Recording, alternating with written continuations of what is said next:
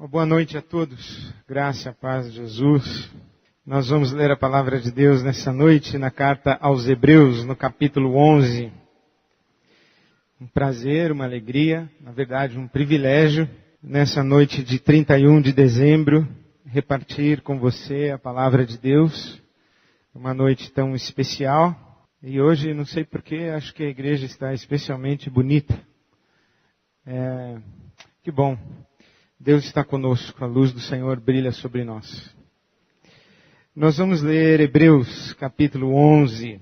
E você sabe que Hebreus, capítulo 11, é o texto chamado A Galeria dos Heróis da Fé, que conta a história de homens e mulheres que andaram com Deus pela fé e receberam a bênção de Deus em suas vidas, e foram homens e mulheres dos quais o mundo não era digno.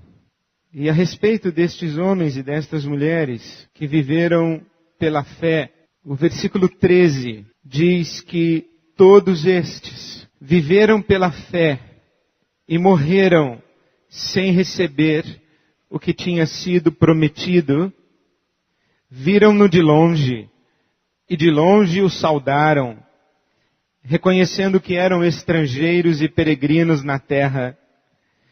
E os que assim falam mostram que estão buscando uma pátria. Se estivessem pensando naquela de onde saíram, teriam oportunidade de voltar. Em vez disso, esperavam eles uma pátria melhor, isto é, a pátria celestial. Por essa razão, Deus não se envergonha de ser chamado o Deus deles. Ele lhes preparou uma cidade. Vamos orar? Deus nosso Pai bendito, glórias te damos, tributamos ao Senhor toda a honra, todo louvor, e com gratidão nos aproximamos de Ti, nos aproximamos da Tua palavra, e consagramos a Ti as nossas mentes, nossos corações, a nossa atenção, e esperamos em Ti, ó Pai, e no Teu Espírito Santo, a iluminação de cada um de nós para o entendimento da Tua palavra, da Tua vontade. Pedimos-Te assim, fala conosco e age entre nós, para a glória do Teu nome. Nós oramos em nome de Jesus. Amém. A palavra que trago no meu coração para essa noite de 31 de dezembro, e se posso ter essa pretensão de ser uma palavra que abre as portas do próximo ano para você, que abre as portas de 2010 para você, é utopia. Desde muitos dias que sabia que falaria esta noite sobre utopia. Foi uma semente que caiu no meu coração para o ano de 2010, a expressão utopia. Utopia é uma palavra que aparece na literatura, na obra de Thomas More em 1516. Em 1516, Thomas More escreveu seu livro Utopia, onde ele descreve uma sociedade perfeita, uma civilização ideal, uma comunidade humana sem necessidade de qualquer retoque. Utopia é a palavra que passa para o entendimento comum como um sonho, quase que uma ilusão, algo que é irreal, que é quase fantasioso, é fantástico, é inatingível, é inalcançável. Utopia é aquilo que está distante e, se existe, existe apenas na imaginação de quem na tal utopia acredita. Não está aqui, não é concreto, não é possível, não é factível, não é realizável. É uma utopia. está distante da realidade. É um sonho, é uma ilusão, é quase uma fantasia, é irreal, é fantástico.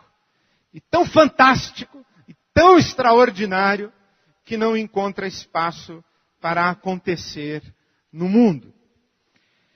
Há uma certa razão para que assim se compreenda o que é utopia.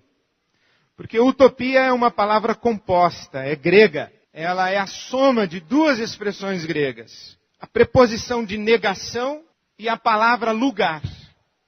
A tradução literal de utopia seria, portanto, não lugar.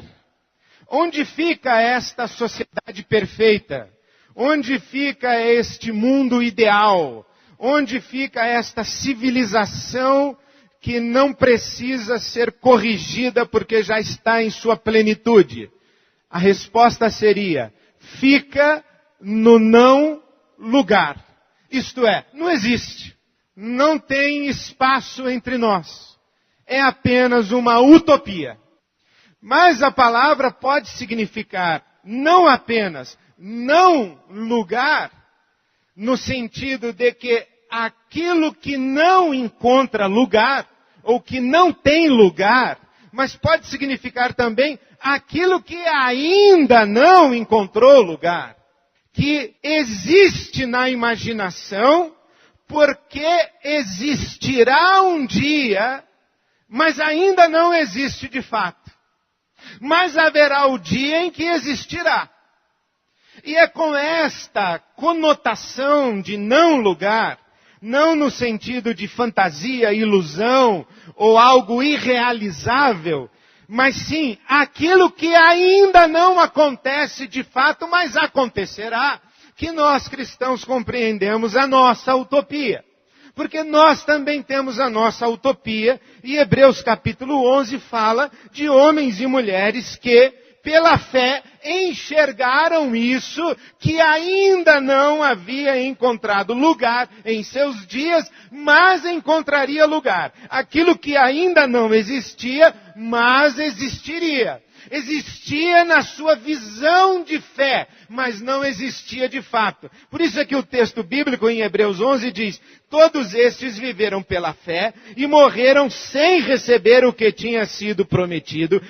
Viram de longe e de longe saudaram. Viram de longe, não estava perto, não estava aqui, estava lá. Estava no futuro, estava no não lugar. Não no não lugar fantasioso, mas no não lugar naquele sentido em que não ainda havia acontecido. Então eles saudaram de longe, viram pela fé, era a sua utopia. Mas não era uma utopia nascida em sua imaginação, em sua pretensão, porque diz a palavra de Deus que eles haviam recebido uma promessa.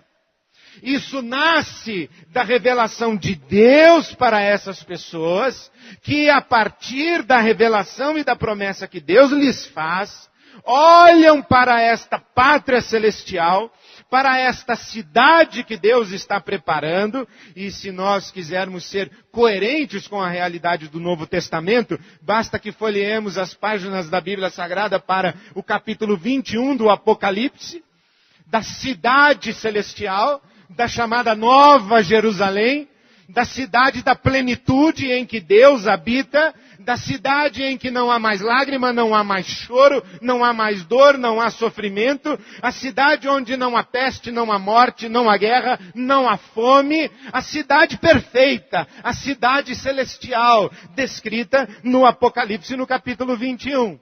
O que diz a palavra de Deus é que essa esperança futura, escatológica, do escatom, dos últimos tempos, daquilo que está lá adiante, não está aqui, ou como o Senhor Jesus disse, o meu reino não é deste mundo. Nós esperamos um reino que não se concretiza neste mundo, na história, e é essa a utopia cristã, e é por causa dessa utopia cristã que nós nos tornamos estrangeiros e peregrinos. O que isso diz para nós? diz que aqui nós não nos sentimos em casa, nós somos estrangeiros. Esse aqui não é o nosso habitat natural. Aqui não nos sentimos confortáveis. Outro dia eu li que alguém dizia que deveríamos construir um mundo no qual Deus se sentisse confortável. E eu pensei comigo, impossível. O mundo no qual Deus se sente confortável é uma utopia e não será realizado ou não será realizada na história. Aqui nós não nos sentimos confortáveis. A nossa utopia cristã, a nossa esperança dessa pátria celestial, o que nós chamamos de céu, e que bem podemos chamar do reino de Deus em plenitude, a totalidade da criação absolutamente redimida. Você pode escolher a palavra céu, Nova Jerusalém, reino de Deus. Essa plenitude não é histórica. Nós temos essa esperança. Por isso que o apóstolo Paulo diz assim, que se nós esperamos em Deus apenas para esta vida, somos os mais miseráveis entre os homens. Porque aqui nós somos estrangeiros e estrangeiros seremos. Aqui não é a nossa casa. Aqui não é o nosso pouso final. Esse aqui não é o porto onde atracaremos a nossa existência para a eternidade. Esse tempo e esse estado de coisas, esta realidade é transitória. Se é transitória, é relativa. É relativa porque transitória, e porque transitória é efêmera. Efêmera, relativa, porque transitória não é esta realidade, este mundo, esse estado de coisas, essa atual configuração do mundo que prende o nosso coração. Os nossos pés não estão presos aqui, nada aqui é definitivo. Nós estamos aqui de passagem. Somos estrangeiros, estamos em terra estranha, estamos em terra que não é a nossa casa. Portanto, tudo aqui é passível de ser perdido. Tudo aqui passa. Tudo! Pense alguma coisa que você não quer perder de jeito nenhum que exista nesse mundo. Vai perder. Vai perder. Não é aqui. A nossa realização final, absoluta, a nossa felicidade, não é aqui. Aqui, meus queridos, aqui nós vivemos uma condição que nos coloca inevitavelmente diante do sofrimento e da dor. Que ninguém se iluda. Não é aqui. Aqui nós somos estrangeiros. Portanto, desajustado não é o sujeito que vive a angústia desse mundo. É quem não tem angústia nenhuma nesse mundo. Porque a nossa condição aqui não é perfeita. E o nosso sonho de perfeição aqui é ilusão. O nosso sonho de perfeição aqui é fantasia. O nosso sonho de que tudo dê certo o ano que vem é infantil, para não dizer idiota. Que tudo lhe corra bem em 2010, impossível. Que tudo lhe vá bem, impossível, não é aqui. Se tudo lhe fosse bem, seria o céu. É no céu que tudo vai bem. É no céu em que a felicidade é plena. Aqui não é o céu. Então aqui nós somos estrangeiros. Nós não estamos em casa. E porque não estamos em casa, nós somos peregrinos. Estamos a caminho de casa. Estamos a caminho da pátria celestial. E nada que exista aqui e que seja palpável, concreto, visível, tangível, realizável, possível, nada do que está aqui deve nos prender e nos infelicitar em termos absolutos ou nos dar felicidade em termos absolutos. Porque nós estamos a caminho. E a caminho, sendo estrangeiros aqui, aliás, só não se coloca a caminho quem aqui se sente em casa. E quem aqui se sente em casa é um tolo. Então quem aqui não se sente em casa, coloca-se a caminho. E quando a gente está a caminho, a gente não leva nada. Em viagem a gente leva pouco, exceto algumas mulheres, por necessidade, não sei que necessidade. Mas elas levam muitas malas. Mas em viagem a gente leva pouco. E em viagem, quando a gente está diante do transitório, do efêmero, a gente sabe que na viagem algumas coisas ficarão para trás. A gente sabe que na viagem nem todo mundo andará no mesmo passo. A gente sabe que na viagem algumas pessoas chegarão antes na pátria celestial, outras chegarão depois. Algumas que viajavam conosco já chegaram. E nós ainda não chegamos. Nós compreendemos que nós as perdemos. Eu não sei se é melhor a figura de nós as perdemos. Elas chegaram na pátria celestial. Veio um anjo de Deus, enquanto elas marchavam, estrangeiras nesse mundo e peregrinas, veio um anjo e lhes assoprou pelas costas. E elas foram levadas no vento e caíram no colo de Deus. Elas chegaram na pátria celestial. Nós ainda estamos a caminho. Aquelas pessoas que já não estão entre nós, elas não estão entre nós porque nós as deixamos para trás. Elas é que foram adiante. Nós ainda continuamos a marcha, a nossa peregrinação. Essa noite, por exemplo, é uma noite de ausências. A alegria de nossas mesas terá uma fração de segundo de lágrima, porque a mesa estará incompleta. O papai que se foi, a mamãe que se foi, o filho que se foi, a filha que se foi, o amigo que se foi, a amiga que se foi, alguém estará faltando à mesa. Por quê? Porque aqui, queridos, nós somos estrangeiros e peregrinos, nós estamos de passagem. E é assim que a gente deve viver com o que é utopia. Primeiro, chamando de utopia. É bom que a gente chame de utopia. É utopia. A gente não pode dar muita bola para a utopia, não, porque senão a gente fica deprimido, frustrado. É utopia. Então, por exemplo, se você vai falar assim para minha mulher, e aí, Ed, é um marido maravilhoso? Ela fala, isso é utopia. E a sua filha é maravilhosa mesmo? Isso aí é utopia, né? Filha maravilhosa é utopia. E o seu trabalho é maravilhoso mesmo? Isso é utopia. Trabalho maravilhoso é utopia. Você realmente tem essa felicidade toda que Jesus encheu o seu coração? Encheu, mas não muito, viu, pessoal? Isso aí é utopia também. É utopia. Demorou para eu entender esse negócio que até Jesus é utopia. Demorou. Porque eu ouvia testemunhos assim, eu tinha um vazio no meu coração e encontrei Jesus e Jesus encheu o vazio do meu coração. Aí eu ia dormir à noite e falava assim, Jesus, não é possível, o Senhor deixou uns pedaços faltando. No meu, o Senhor não encheu o vazio do meu coração. O meu coração não está cheio. Às vezes de terça-feira ele está, mas na quarta de manhã eu já vejo que não está.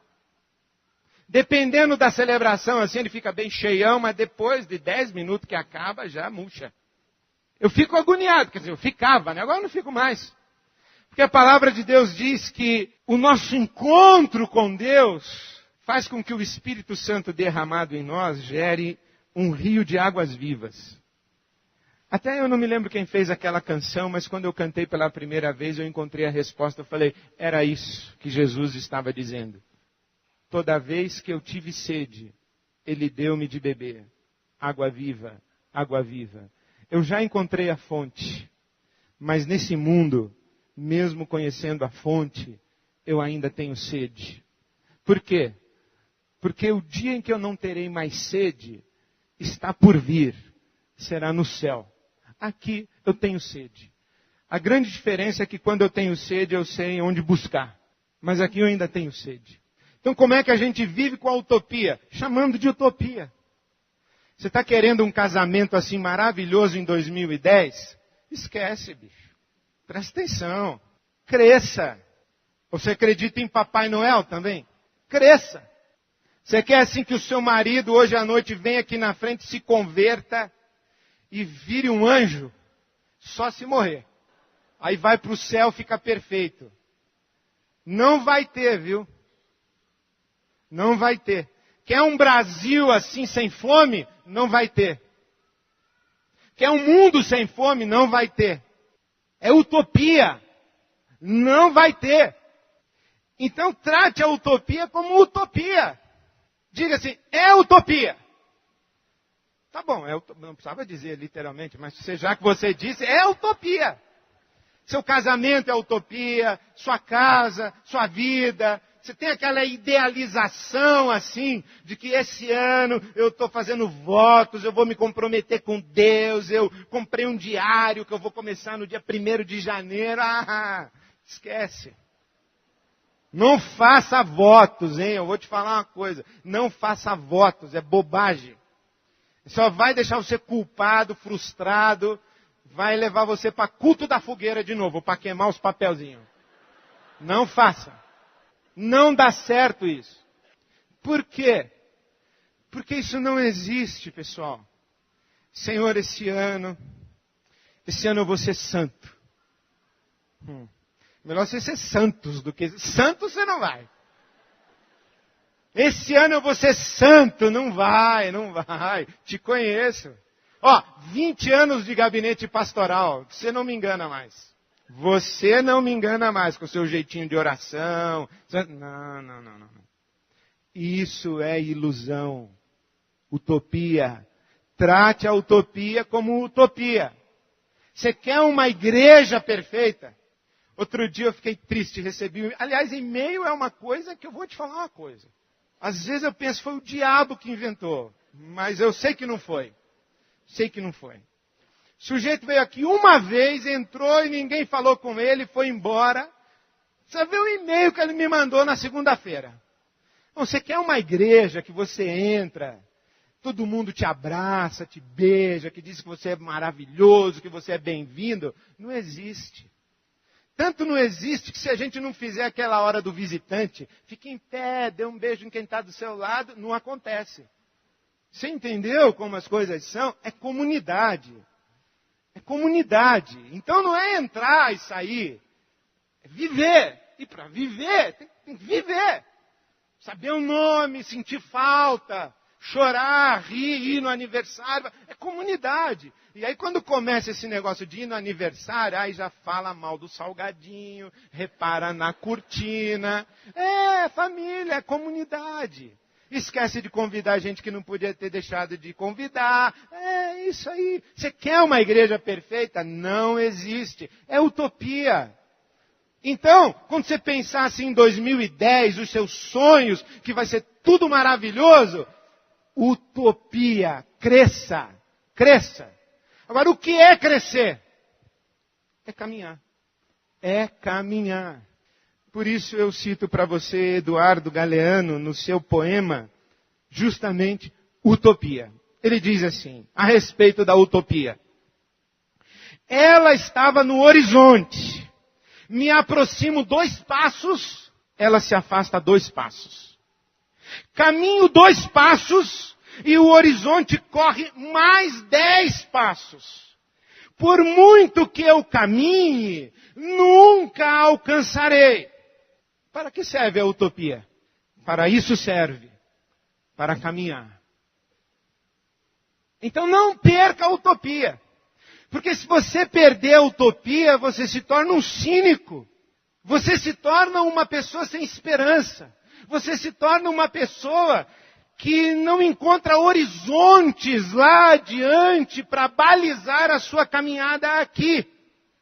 Por isso é que diz o ditado, para o marinheiro que não sabe para onde vai, todo o vento é a favor. Ou contra, dependendo do estado de ânimo do marinheiro. Quando você não tem um sonho, uma utopia, uma realidade que você vê pela fé, vê de longe, diz, não está aqui, mas eu vejo. Eu sei o que é um casamento. Não de fato, mas eu sei o que Deus chama de casamento. Eu não posso perder de vista o que Deus chama de família. Eu não posso perder de vista o que Deus chama de relacionamento pai e filhos, mãe e filhos. Eu não posso perder isso de vista. Eu não posso perder de vista o que é que Deus chama de cidadão, com C maiúsculo. Eu não posso perder de vista o que Deus chama de sociedade. Eu não posso perder de vista o que Deus chama de comunidade. Eu não posso perder de vista o que Deus chama de ser humano, porque eu tenho que olhar para lá. Pela fé eu enxergo, e quando eu enxergo aquilo lá que eu vejo, eu digo assim, aquilo é igreja, eu olho para essa daqui, eu digo, essa daqui não é aquela que vejo pela fé. E o que me resta fazer? Caminhar na direção daquela que vejo. Peregrinar. Peregrino. Eu olho para a minha família e olho para aquela que Deus chama de família, eu digo, essa aqui não é aquela. A maneira como eu tratei a minha esposa ontem não é aquela família ali. A maneira como me relaciono com a minha filha, com meu filho, não é aquilo ali que Deus está chamando de família. O que me resta fazer? Caminhar. Caminhar. Eu olho para um homem e me olho no espelho e digo assim, Ed René, falta muito. E quando eu ouço a voz que diz, falta muito, eu também ouço a voz que diz, coloque-se a caminho. Vamos, levante-se, não esmoreça, não desista. Não deixe fraquejar os seus joelhos, não deixe fraquejar os seus pés. Renove suas forças, confie no Senhor. Os que esperam no Senhor renovarão as suas forças, correrão com asas, voarão com asas como águias, correrão e não se cansarão, caminharão e não se fatigarão. Isso sabe o que me faz pensar? Na velhice. Porque é um pouso, já reparou? Voa que nem águia, é uma águia avião. Voa, pousa, corre e depois anda. É a vida caminhando para o seu ocaso. Mas enquanto tem vida, está a caminho. Enquanto tem vida, está a caminho. Portanto, para nós, veja que impressionante isso. Que quando alguém vem para mim com sonhos mirabolantes, eu digo, maravilha, não vai dar certo. Não vai dar certo. Isso aí não vai dar. Essa semana eu aconselhava um casal, no meio de uma crise conjugal, e surge sempre aquela fala, né? Mas se a gente resolver continuar casado, que garantias a gente tem? Não tem. Garantia zero. Não tem garantia. A única coisa que a gente tem que fazer é continuar caminhando. Continuar caminhando. Olhar para o que Deus chama de ideal. Olhar para a nossa utopia. E continuar caminhando. Carlos Drummond de Andrade para você. Quem teve a ideia de cortar o tempo em fatias, a que se deu o nome de ano, foi um indivíduo genial. 12 meses dão para que qualquer ser humano se canse e entregue os pontos. Aí entra o milagre da renovação e tudo começa outra vez, com outro número e outra vontade de acreditar que daqui para diante vai ser diferente. Feliz ano novo para você. Cansou? Que bom, né? Teve um cara que inventou esse negócio da gente parar, falar, acabou 2009, acabou. Aí você fala assim, agora tudo vai ser diferente, vou começar de novo. Já comprei até o par do tênis para caminhar amanhã de manhã. Olha, vou te dizer uma coisa, não vai dar certo. Tudo vai ser diferente? Não. Quando você acordar amanhã de manhã, você olhar para o lado, é a mesma mulher lá do teu lado. É o mesmo marido. A criançada na mesa é a mesma algazarra. Tem coisa que é o mesmo. mas no seu coração pode ser diferente. Que maravilha essa noite de ano novo, hein? Começa amanhã, ou daqui a pouquinho, daqui a alguns minutos, começa de novo com outro número. Começa com outro número. Por isso que a gente deseja para os outros feliz ano novo. Começa com outro número. O que seria uma noite como essa para nós? Uma noite de renovar sonhos utópicos. Uma noite de olhar para Deus e falar, Deus, que bom que chegou no fim esse 2009. Que bom. Mas vem 2010. E tem algumas coisas em 2009 que ficaram em aberto. Algumas coisas em 2009 que desmoronaram. Algumas coisas que eu comecei a construir e ainda não acabei. Algumas sementes que eu lancei e ainda não colhi. Há algumas coisas de 2009 aqui que ainda estão comigo e eu quero começar de novo, renovando o meu sonho utópico. Sem infantilidades. Sem um otimismo ingênuo. Sem uma palavra. Que eu fico vendo esses sites aí apostólicos, eu acho tão engraçado. Parece que eles vão para o céu em 2010. Porque vai dar tudo certo. É só no céu, pessoal. Só no céu. Então a gente não tem essa infantilidade, não tem essa ilusão, a gente não é bobo, mais do que isso, a gente não é burro, mas a gente tem fé. A gente tem fé. A gente tem fé e mais do que fé, a gente tem um Deus que não tem vergonha de ser o nosso Deus. A gente tem um Deus que não tem vergonha de ser o nosso Deus. Por essa razão, Deus não se envergonha de ser chamado o Deus deles. Como vamos nos encontrar em 2010? Só tem um jeito, pessoal. A caminho. A caminho.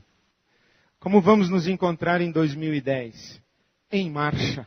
Em marcha. Foi o que Deus disse a Moisés. Chegou diante do mar. O que a gente faz diante do mar? A gente marcha.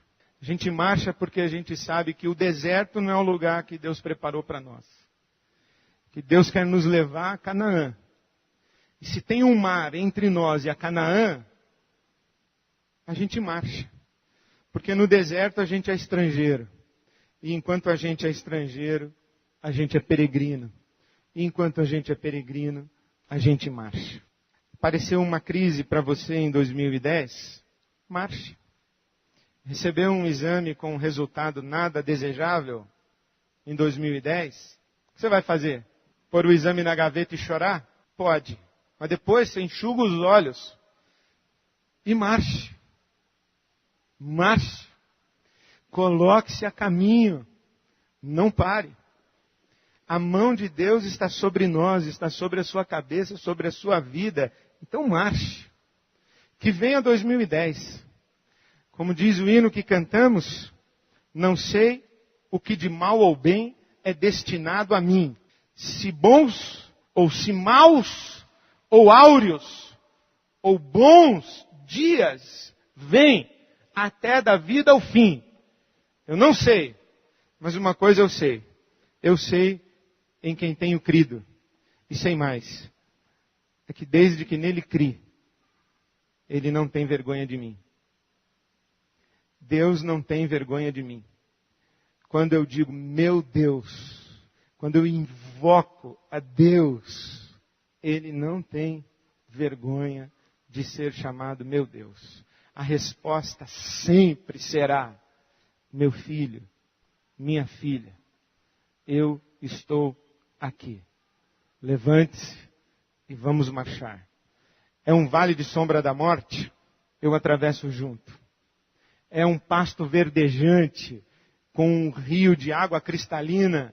Eu atravesso junto. Eu estou contigo. Eu sou o teu Deus. Eu oro a Deus nessa noite que o seu coração seja renovado de utopias. Que o seu coração seja esvaziado de ingenuidades e infantilidades. Que o seu coração seja fortalecido para que você continue sempre a caminho, sem perder de vista o que Deus coloca à sua frente. Porque o que Deus coloca à sua frente não é ilusão, é promessa. E nós andamos na direção das promessas de Deus para nós. Que venha 2010. Que com a mão do Senhor sobre nós vivamos todos juntos um feliz 2010. Deus é conosco. E se Deus é por nós, ninguém será contra nós. Que assim seja. Amém.